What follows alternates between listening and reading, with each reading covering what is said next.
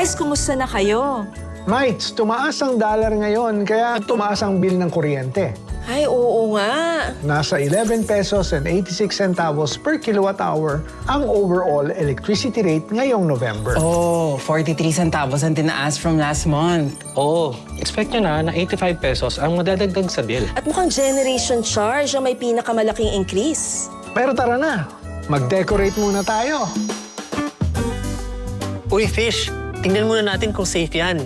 LED na to, Sean. Approved. Less prone to overheating at mas tipid sa kuryente. 150 lights na rin siya. Mas safe kaysa magkabit-kabit ng madami. Ready na rin yung smart plug ko. It's safer with a smart plug. You can turn it on and off remotely or set the timer para siguradong hindi mo makalimutan. O, di ba? Last picture, guys!